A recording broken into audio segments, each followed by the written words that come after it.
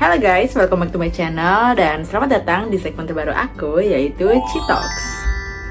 Nah mungkin kan bertanya-tanya ya, apa sih Citox itu? Segmen terbaruku yang bernama Citox ini adalah wadah aku untuk sharing pendapat pribadiku, sharing tentang pengalaman hidupku, dan lebih ke sharing hal-hal random juga. Kayak misalnya aku habis baca buku, aku habis nonton film, terus aku pengen review gitu. Nanti aku bakal sharing di sini juga.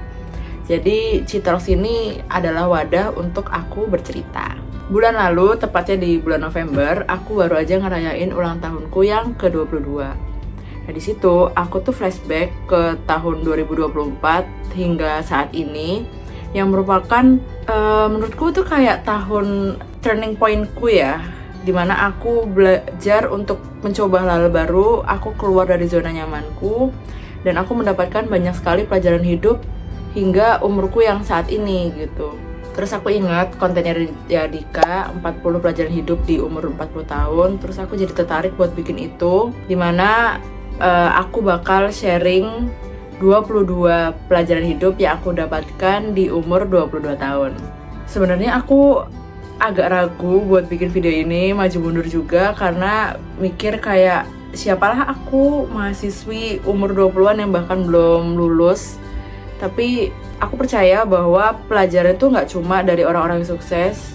Bahkan Radit juga bilang kalau misalnya dia juga belajar dari orang-orang yang nggak punya pengalaman. Jadi karena tujuanku juga baik, karena tujuanku juga aku ingin bermanfaat bagi orang lain, aku nerusin buat bikin konten ini gitu.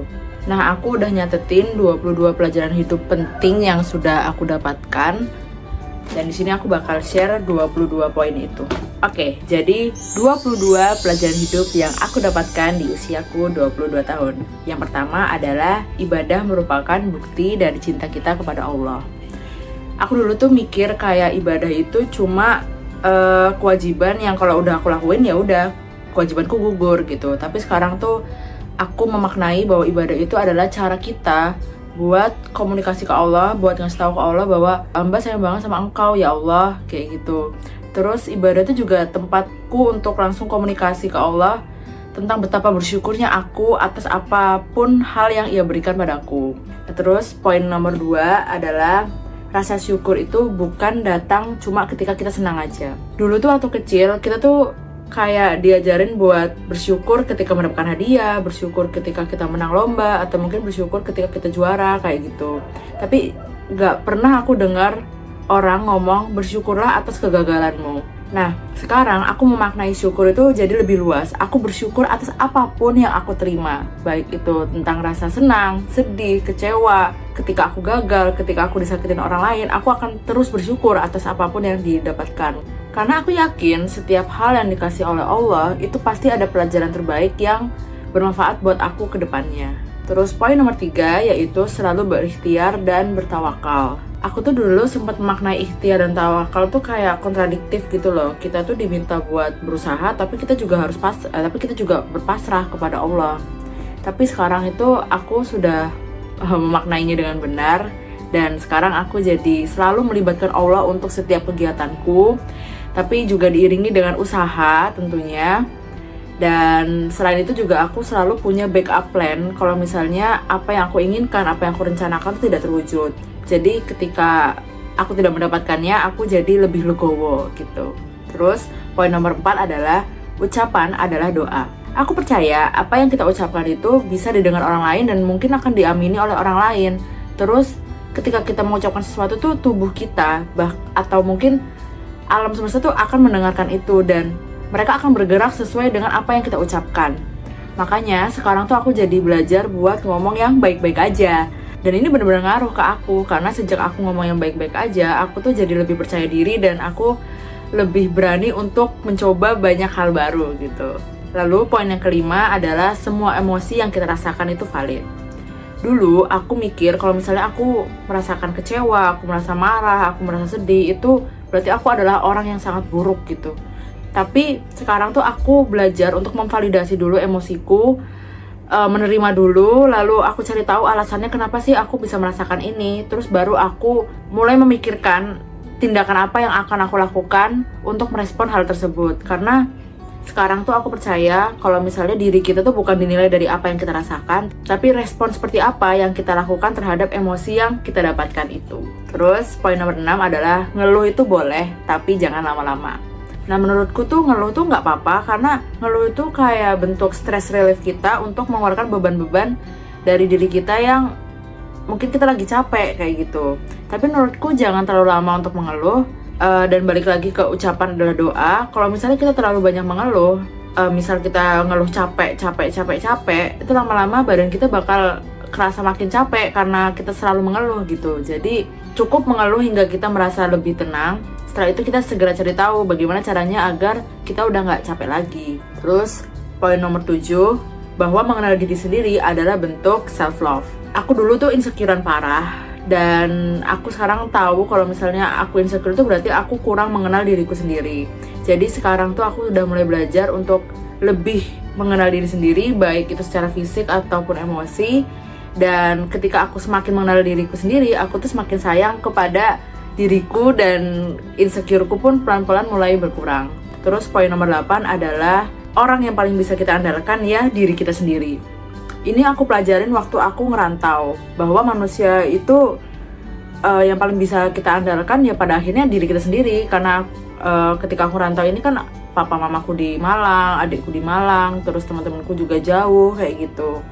Jadi aku belajar buat jangan menggantungkan hidup ataupun harapan ke orang lain. Terus poin ke-9 adalah berani untuk berkata tidak.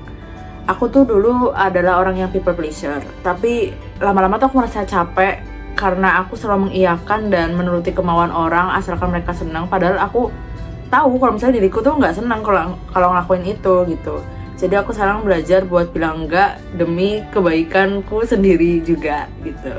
Terus yang ke-10 adalah boleh punya banyak relasi tapi jangan punya banyak sahabat. Semakin dewasa tuh aku jadi menyadari bahwa aku tuh semakin picky dalam memilih pertemanan, karena kita jadi makin tahu siapa sih orang yang benar-benar cocok sama kita, siapa sih orang yang benar-benar bisa kita percaya gitu. Karena hal itu juga aku jadi belajar buat nggak oversharing lagi ke banyak orang, karena kita nggak tahu ke depannya orang-orang yang kita cerita ini bakal bagaimana ke kita gitu. Terus poin ke-11, aku belajar buat mengurangi ngomongin orang lain. Aku tuh bukan orang yang suci ya, kayak nggak pernah ngomongin orang lain, cuma aku tuh nggak bisa kalau misalnya kita lagi kumpul terus bahasnya orang lain, terus bahas keburukannya, terus itu tuh benar-benar bikin aku jadi kayak drain gitu loh, capek karena mendengarkan omongan yang negatif terus. Nah akhirnya aku belajar buat ngurangin itu, dan sejak di Jakarta ini juga aku kan jarang kumpul sama orang dan aku juga jarang ngomongin orang lain. Aku merasa dengan itu aku jadi lebih positif dan aku bisa ngelihat orang lain juga netral gitu, nggak melulu punya negative thinking ke orang lain. Terus poin ke-12 adalah belajar untuk memaafkan orang yang sudah menyakiti kita. Nah ini lebih ke aku belajar caranya sih. Ketika aku merasa tersakiti oleh orang lain, aku tuh selalu nyoba untuk ingat-ingat bahwa orang ini tuh pernah baik ke kita. Orang ini tuh pernah jadi bagian dari hidup kita. Orang itu pernah menjadi bagian dari kita tuh pernah senang bareng mereka gitu. Terus aku juga ingat kalau misalnya aku bukan manusia yang 100% benar gitu. Bisa jadi aku juga pernah melakukan kesalahan ke orang-orang ini. Karena pemikiran inilah aku jadi lebih mudah untuk memaafkan orang lain. Poin nomor 13 itu nyambung ke poin nomor 12. Melepaskan orang-orang yang mungkin sudah bukan waktunya lagi bersama kita. Nah misalnya kita dikecewain orang, terus aku sudah menyadari kalau misalnya orang-orang ini tuh pernah baik ke aku, pernah menjadi bagian hidupku gitu. Nah bukan berarti aku bakal balik lagi ke situasi dimana aku merasa tidak nyaman itu gitu. Kalau misalnya memang aku sudah mendapatkan pelajaran dari hubunganku bersama orang itu, ya udah cukup gitu. Nggak perlu aku harus balik lagi ke situasi yang nggak nyaman, ke situasi yang bikin aku merasa sakit hati itu. Poin ke-14 adalah belajar untuk mendengarkan kritikan lebih baik lagi. Ini tentang bagaimana aku mengelola emosiku ketika aku mendapatkan kritikan. Aku belajar ini waktu aku ngobrol sama adikku. Selama ini aku mandang adikku tuh kayak ya udah anak kecil yang sekolah main gitu-gitu. Tapi ketika aku ngobrol sama adikku, dia tiba-tiba nyampein unek-uneknya ke aku. Nah di situ tuh aku belajar buat dengerin dia, terus aku belajar buat memahami perasaan dia, dan akhirnya aku sadar bahwa kita nggak boleh merasa superior bahkan sama mungkin adik kayak gitu. Ketika kita mendengar kritikan terus kita berpikir bahwa oh mungkin itu benar, itu bisa jadi bahan kita untuk lebih bertumbuh dan lebih berkembang gitu. Terus poin ke-15 adalah memandang suatu masalah dari berbagai POV. Ketika kita dicurhatin, ketika kita punya masalah, kita nggak boleh sepenuhnya merasa diri kita benar. Kita juga tidak boleh sepenuhnya merasa orang yang curhat ke kita tuh 100% benar. Karena kita nggak pernah tahu nih, ada pihak lain yang punya ceritanya sendiri, punya POV-nya sendiri gitu. Jadi aku selalu memikirkan kemungkinan sudut pandang lain dari orang lain supaya aku bisa bersikap netral dan aku bisa introspeksi diri kalau misalnya itu adalah permasalahanku sendiri. Dan ketika kita bisa bersikap netral, akhirnya kita bisa ngasih advice yang lebih baik lagi ke orang yang curhat ke kita. Terus poin ke-16 adalah kurang-kurangin FOMO. Sebenarnya aku juga masih FOMO-an sih untuk beberapa hal. Cuma sekarang tuh aku udah bisa batasin mana hal yang emang aku pengen ikutin, mana hal yang kayaknya aku nggak perlu deh. Kayaknya kalau aku ikut ini, aku malah jadi nggak suka gitu. Misalnya kayak udah nggak mau FOMO untuk nyari-nyari cafe viral, apalagi di Jakarta kayak, duh rame banget. Daripada aku tambah capek karena keramaian Jakarta. Jadi aku memilih untuk tidak ikut-ikut seperti itu, tapi aku akan FOMO ke hal yang aku suka. Misalnya aku naik gunung, aku FOMO ngeliat orang naik gunung, aku FOMO ngeliat orang naik wahana ekstrim kayak gitu. Jadi aku lebih milih untuk FOMO ke hal-hal yang aku suka. Terus poin ke-17 bahwa keluarga adalah rumah yang sebenarnya. Sejak aku lengser dari organisasi, aku jadi lebih sering di rumah dan aku jadi lebih sering berinteraksi sama keluargaku. Dan sejak itu juga aku jadi tersadar kalau misalnya kasih sayang pertama yang aku dapatkan ya dari keluargaku gitu loh. Aku nggak boleh ngelupain hal itu. Jangan karena aku terbiasa di rumah ketemu keluargaku, aku jadi kayak ya udah gitu. Dan sejak saat itu aku jadi lebih memperhatikan keluargaku dan lebih memberikan kasih sayangku ke keluargaku kayak gitu. Terus poin ke-18 adalah do everything you want and jump first. Jadi ini adalah pelajaran yang paling utama yang aku pelajarin di 2024 dan 2025. Ketika aku ingin mencoba sesuatu, aku tuh harus terjun aja dulu. Karena kalau misalnya aku udah terjun, akhirnya nanti pintu-pintu lain akan lebih mudah terbukanya. Jadi ketika kalian ingin belajar sesuatu, pokoknya coba aja dulu gitu. Lanjut ke poin nomor 19, yaitu berani mengungkapkan pendapat. Ketika kita merasakan ketidaknyamanan atau merasakan ada suatu hal yang salah, dan ketika kita punya hak untuk berbicara, maka ungkapin aja pendapat yang kita pikirkan gitu loh. Karena sekarang tuh aku merasa lebih baik aku nyesel karena ngomong daripada aku menyesal karena nggak pernah ngomong gitu. Nah terus poin ke-20 adalah jangan umbar-umbar rencana. Aku tuh sering kalau misalnya aku punya rencana terus aku cerita ke banyak orang, itu akhirnya rencana aku tuh gagal. Mungkin ini salah satu contoh dari Ain yang kita juga belajar di agama kita. Dan sekarang aku belajar buat nggak cerita-ceritain soal rencanaku sebelum aku benar-benar ngewujudin rencana tersebut. Lanjut ke 2 pelajaran terakhir yang sebenarnya aku juga masih belajar dan masih proses untuk mengimplementasikannya, yaitu poin ke nomor 21 adalah belajar untuk secure. Ini nyambung sama poin-poin sebelumnya yang aku cerita kalau aku people pleaser. Aku tuh punya rasa takut kalau misalnya aku ditinggal orang. Aku punya rasa takut kalau misalnya aku ditinggal temanku. Karena kalau misalnya aku ditinggal tuh rasanya kayak ada something wrong di diriku. Aku tuh punya kekurangan yang bikin mereka pergi gitu loh. Aku punya kesalahan, aku punya aku tuh merasa kurang gitu loh kalau misalnya aku ditinggal orang lain gitu. Dan sekarang aku lagi proses untuk mempelajari yang namanya people come and go.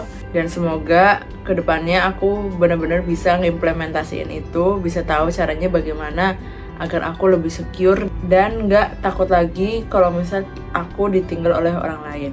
Lalu poin yang terakhir adalah stop overthinking.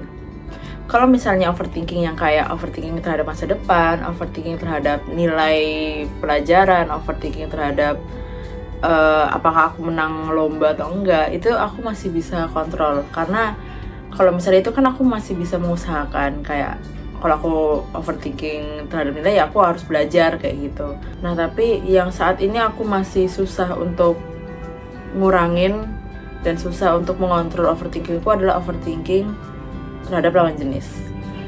Aku tuh susah buat berteman sama cowok karena aku tuh kan perempuan. Aku punya banyak teman-teman perempuan. Jadi aku tahu jalan pikirannya para perempuan gitu. Tapi kalau misalnya laki-laki tuh aku merasa sangat clueless gitu loh. Nah itulah yang bikin aku sekarang tuh punya temen cowok pun dikit banget karena aku sepiki itu. Aku sekarang juga udah mulai belajar buat nggak terlalu mikirin omongan laki-laki ke aku. Ya jadi itu adalah 22 pelajaran hidup yang aku pelajarin hingga aku umur 22 tahun ini. Video ini juga merupakan bentuk reminder aku untuk aku selalu ingat bahwa ada prinsip-prinsip yang aku pegang sehingga nantinya ketika aku merasa aku udah keluar dari jalanku, aku bisa nonton video ini lagi dan ingat bahwa kamu pernah mikir kayak gini loh, kamu punya pendapat tentang hal ini loh, kayak gitu. Dan aku juga berharap banget semoga video ini bisa bermanfaat buat teman-teman dan bisa buat motivasi juga buat teman-teman belajar untuk lebih mengenal diri, belajar untuk lebih explore terhadap apapun dan keluar dari zona nyaman kayak gitu. Jadi kayak gitu, terima kasih banyak buat teman-teman yang sudah nonton sampai akhir. Aku minta maaf banget kalau misalnya ada kata-kataku yang mungkin kurang mengenakan, atau mungkin menurut kalian ada pendapatku yang kalian gak setuju, kalian bisa tinggalin di komen. Atau mungkin kalian punya pelajaran hidup yang berbeda dari apa yang aku sampaikan, kalian juga bisa taruh itu di komen, karena itu bisa jadi pelajaran juga buat aku gitu. Ya, terima kasih banyak teman-teman. Jangan lupa like, comment, and subscribe. See you on another video. Goodbye.